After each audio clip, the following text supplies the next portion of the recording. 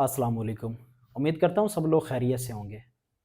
इससे पहले हमने 2 वीडियोज़ में जो बात की थी जिन कंट्रीज़ की, वो मैंने कहा था कि ये ओवररेटेड कंट्रीज़ हैं मोरक्को और साउथ अफ्रीका कि इन्हें हमारे कंसल्टेंट्स जो बैठे हैं उन्होंने ज़्यादा इन्हें हाइप दी हुई है, हालाँकि इनके वीज़ाज़ की मतलब पावरफुल वीज़ाज़ नहीं है या उनका हमें कोई नेक्स्ट कोई फ़ायदा नहीं होता। इस वीडियो में जो हम बात करेंगे वो करेंगे पाकिस्तान से बहुत ही ज़बरदस्त जो कंट्री है और अंडररेटेड कंट्री है, यानी इसको हमारे कंसल्टेंट्स को चाहिए था कि इसको ज़्यादा लोगों तक पहुंचाते, लेकिन ऐसा बदकिस्मती से नहीं हुआ। वो है जापान। पाकिस्तान से जापान का वीज़ा बिल्कुल भी हार्ड नहीं है। उसकी मैं कुछ रीज़न्स आपको बता दूं कि सुनने में बाज़ दफ़ा ऐसा लगता है कि जापान का वीज़ा बहुत हार्ड है, हर किसी को नहीं मिलता, हालांकि ऐसा है नहीं। जापान वाहिद ऐसा कंट्री है पाकिस्तान से अच्छे कंट्रीज़ में से कि इसके लिए आपको टैक्स रिटर्न भी नहीं चाहिए, जस्ट बैंक स्टेटमेंट यानी ID card, passport, pictures, bank statement, maintenance letter, FRC वगैरह, और वो एनटीएन नहीं लेते, मतलब आपसे कारोबार का कोई प्रूफ नहीं लेते कि आप करते क्या हैं। ज़ाहिर है बंदा लेटर अपने जो रिक्वेस्ट लेटर है उसमें लिखता तो है, लेकिन वो उसका कोई प्रूफ नहीं मांगते, ना चैम्बर मांगते हैं ना एनटीएन मांगते हैं। दूसरी चीज़, दूसरा पॉइंट जो है कि जापान अच्छे कंट्रीज़ में से वाहिद शायद ऐसा कंट्री है कि ये फ्रेश पासपोर्ट पे भी वीज़ा दे देता है। कम उम्री में भी वीज़ा, मतलब 20 साल 22 साल वाले को भी वीज़ा दे देता है, फ्रेश पासपोर्ट पे दे देता है, मतलब उनके मूड पे डिपेंड करता है। ना दे तो चाहे वो 40 साल वाले को भी ना दे, अच्छी ट्रैवल हिस्ट्री वाले को भी ना दे, उनकी मर्ज़ी है। लेकिन अक्सर वीज़ाज़ इनके फ्रेश पासपोर्ट पे भी ग्रांट हो जाते हैं। ठीक है? तो और तीसरी चीज़ जो है कि जापान का जो वीज़ा है बहुत पावरफुल वीज़ा है। अगर आपको जापान का वीज़ा मिलता है तो नेक्स्ट वीज़ा यूके, यूएसए या शेंगन वगैरह का जो वीज़ा है वो बहुत ईज़ी हो जाता है, पता हो कि ये बंदा जापान हो के आया है। पिछली मैंने कुछ वीडियोज़ में जो कंट्रीज़ की ज़िक्र किया था, एक तो मैं ये चीज़ क्लियर करता चलूँ कि ये सारी चीज़ें मैं जस्ट अपना एक्सपीरियंस शेयर कर रहा हूँ। मैंने जहाँ-जहाँ के लिए अप्लाई किया हुआ है, जहाँ पे मैंने विज़िट किया हुआ है, ये वो चीज़ें शेयर कर रहा हूँ। मैं सुनी-सुनाई या जस्ट नेट से सर्च करके या देख के मैं ये चीज़ें आपसे शेयर नहीं कर रहा। ये मेरा पर्सनल एक्सपीरियंस है, जो मैं आपको बता रहा हूँ। मैंने जो अभी तक ट्रैवल किए हैं, मैंने बहुत से कंसल्टेंट्स के ऑफ़िसों की खाक छानी है, मैंने बहुत से लोगों से मैं मिला हूँ, बहुत से लोगों के मैंने मामलात देखे हैं।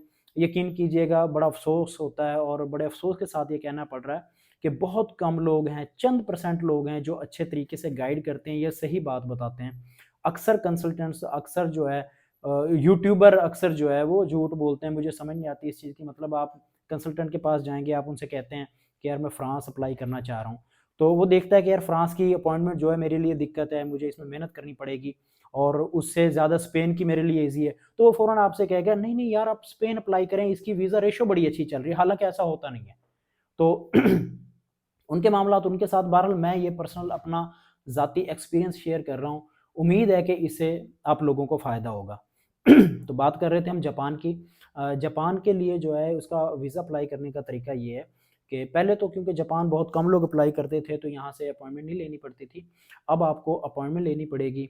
यहाँ पे जेरीज़ वगैरह में अप्लाई नहीं होगा, उसका आपको जाना पड़ेगा इस्लामाबाद एम्बेसी। आप अपॉइंटमेंट लेंगे पहले, जो आपका टाइम होगा वहाँ पे आप इस्लामाबाद जाएँगे, शटल सर्विस लेके डिप्लोमेटिक इनक्लेव जाएँगे, जापान एम्बेसी आप पहुँचेंगे, वहाँ पे आप अपने डॉक्यूमेंट्स बाय हैंड सबमिट करेंगे। उसमें आईडी कार्ड की कॉपी ज़ाहिर है, पासपोर्ट ओरिजिनल और बाकी पिछले जो आपके पासपोर्ट्स वगैरह होंगे, वीज़ाज़, एंट्री एग्ज़िट के स्टैम्प्स, उनकी कॉपीज़ होंगी, आपका एफआरसी की कॉपी होगी, आपकी bank statement with original maintenance letter होगा, रिक्वेस्ट लेटर होगा। ये आम सी चीज़ें हैं, पिक्चर्स वगैरह ये होंगी।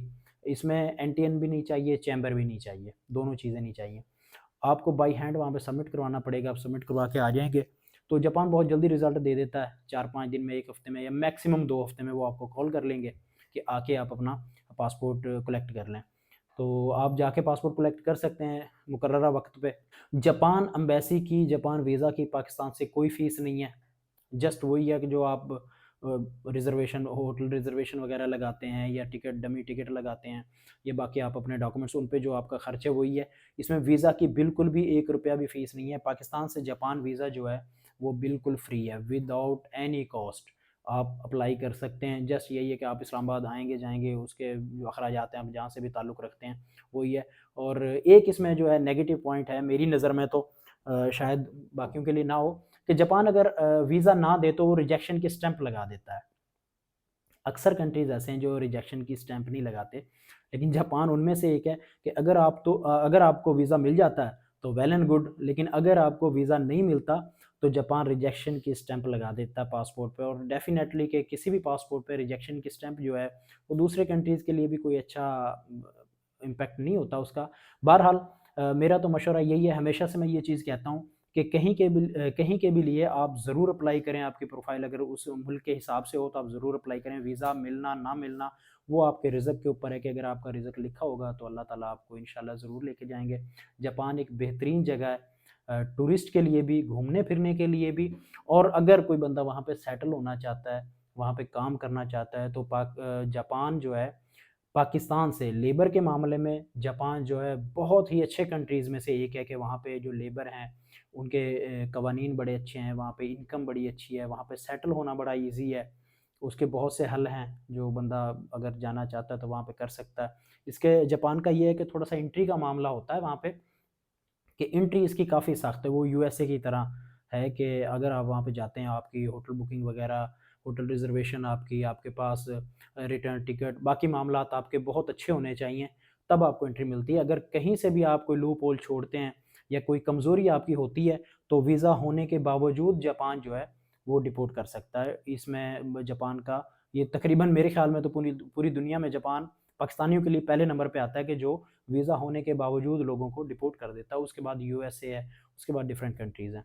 तो वो ये है कि अगर आपको वीज़ा मिल जाता है तो आप इन चीज़ों का ध्यान रख सकते हैं कि कौन-कौन सी चीज़ आपके पास होनी चाहिए।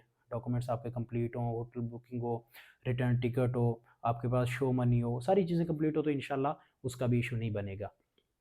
तो जापान आप अगर आपके डॉक्यूमेंट्स हैं, आपकी 2-4 कंट्रीज़ की ट्रैवल हिस्ट्री है, आपकी बैंक स्टेटमेंट अच्छी है, तो जापान वीज़ा ज़रूर अप्लाई करें, चाहे आपकी एज कम है, चाहे ज़्यादा है। बहुत ज़बरदस्त वीज़ा है, पावरफुल वीज़ा अगर जापान वीज़ा आपको मिलता है, अगर आप जापान में विज़िट करके आ जाते हैं, तो नेक्स्ट आपके लिए यूके, यूएसए वगैरह का वीज़ा भी बड़ा ईज़ी हो जाता है। ज़ाहिर है कि जापान की इकॉनमी, जापान पूरी दुनिया में एक नाम रखता है, एक अहमियत है उसकी। तो मेरा मशवरा ये है कि आप जापान ज़रूर अप्लाई करें जब भी आपको टाइम मिले, मौका मिले, आपकी प्रोफ़ाइल अगर इसके हिसाब से है तो। इंशाल्लाह मज़ीद वीडियोज़ में हम बाकी डिटेल्स में बात करते रहेंगे। अल्लाह हाफ़िज़।